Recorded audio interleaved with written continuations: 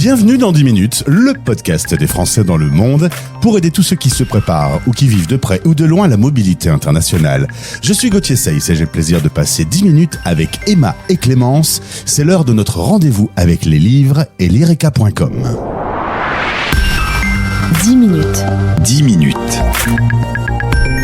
Le podcast des Français dans le monde.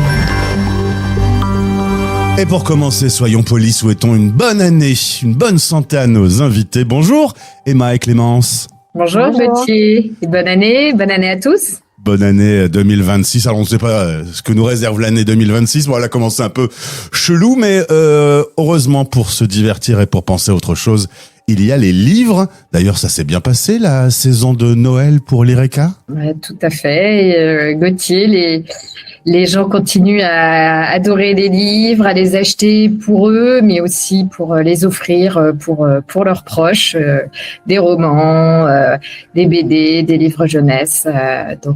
Ouais, une belle saison de Noël. Justement, quelles sont les bonnes résolutions littéraires à adopter cette année ?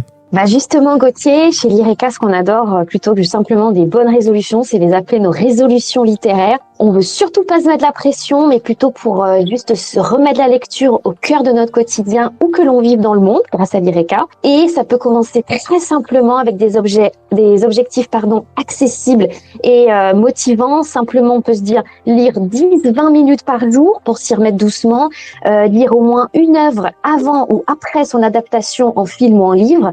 On peut notamment recommander La femme de ménage qui est actuellement au cinéma ou Stranger Things sur Netflix. Il existe bien sûr les ouvrages sur l'IRECA et on peut aussi par exemple explorer dans l'année un genre littéraire qu'on n'a jamais osé essayer. Ça peut être un polar, la fantasy, la poésie, le théâtre. Et pourquoi pas lire un auteur de son pays d'accueil pour mieux comprendre la culture, tenir un carnet de lecture ou encore relire un livre qui nous a marqué dans notre enfance pour se replonger dans nos premières histoires. Et l'idée, c'est vraiment pas de remplir une liste interminable, mais juste de faire de la lecture un vrai moment pour soi, un espace où on va respirer, un espace de curiosité, de voyage intérieur.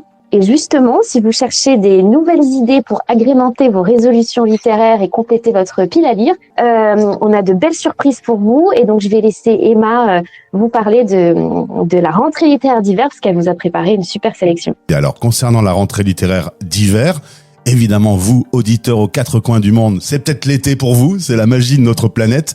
Mais pour l'IRECA, c'est bien la rentrée de janvier qui va être à l'honneur. Les livres sortent actuellement, Emma. Ouais, tout à fait. Là, donc c'est une des deux rentrées littéraires de l'année, puisque donc la précédente était en septembre-octobre avec la remise des prix.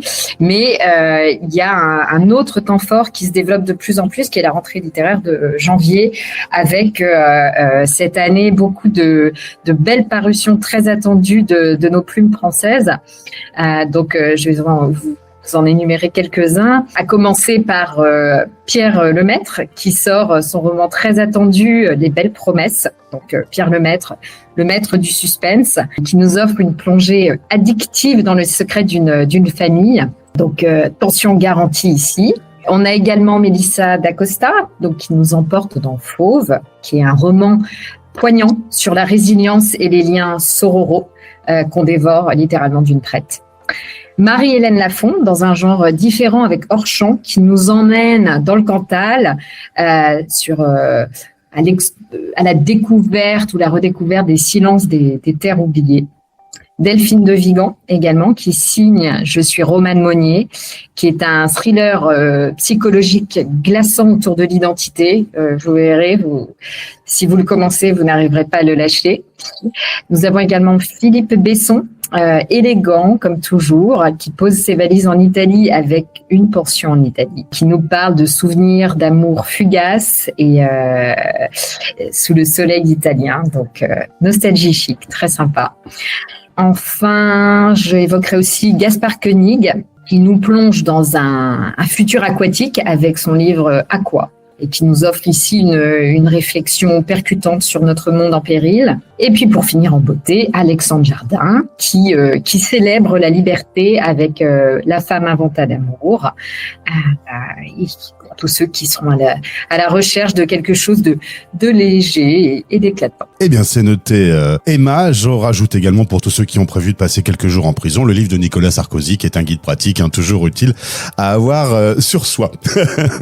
Qui a marché en plus, qui a fonctionné. Qui marche très bien. Non, absolument, c'est une des meilleures ventes. Le monde est fou.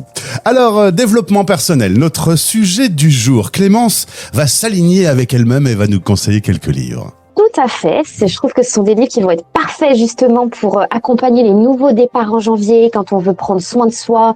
Comme tu disais, Gauthier, trouver un meilleur équilibre, nourrir sa motivation et puis simplement avancer plus sereinement dans l'année. Vous avez notamment donc un titre qui va paraître chez Fayard dans quelques jours, Votre santé à petit prix, comment prendre soin de vous sans vous ruiner, du docteur Frédéric Salman, qui est très connu. Et vous avez aussi donc tout début de février, le 4 février, chez HarperCollins, Te changer toi peut tout changer, du très célèbre conférencier international Thomas Danzambourg, qui est aussi psychothérapeute et formateur certifié en communication non violente. Et puis, pour tout ce qui est donc les familles et les petits lecteurs, on pense bien sûr à eux. On va pas oublier les albums jeunesse qui vont être sur le thème de l'hiver, de la neige, du froid, avec des histoires douces, poétiques, cocooning. Et c'est vraiment idéal pour partager un moment avec vos enfants sur le canapé autour de ces histoires, avec par exemple La Moufle de Florence Desnouveaux qui est publié déjà aux éditions Didier Jeunesse.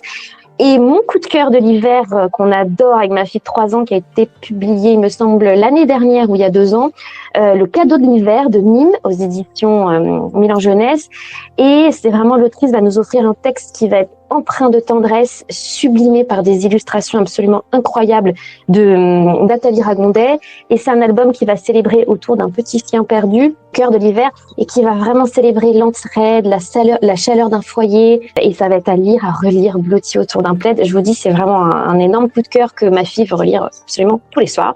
Donc voilà, donc vraiment pour conclure ces belles résolutions littéraires, quelle que soit la forme qu'elle prend, la lecture va rester vraiment un formidable moyen de rester connecté, comme tu le disais Gauthier, à la langue française, mais aussi à la culture de son propre pays ou alors de son pays d'accueil et aux autres. Donc cette année, on se fait le cadeau de lire davantage et surtout de prendre le temps de lire. C'est vrai que les enfants adorent qu'on leur raconte tous les jours la même histoire. Ça, c'est un truc incroyable. J'ai des souvenirs là-dessus. Nous, on connaît par cœur l'histoire et eux, ils veulent qu'on leur raconte pour la 1000e fois, en fait. C'est ça.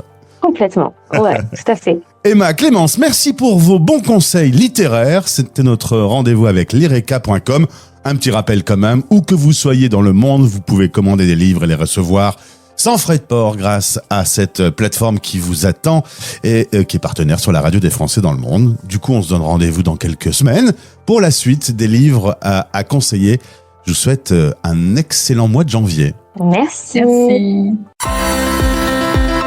Vos podcasts sur la mobilité internationale sont sur fdlm.fr Français dans le monde et sur YouTube en cherchant Français dans le monde.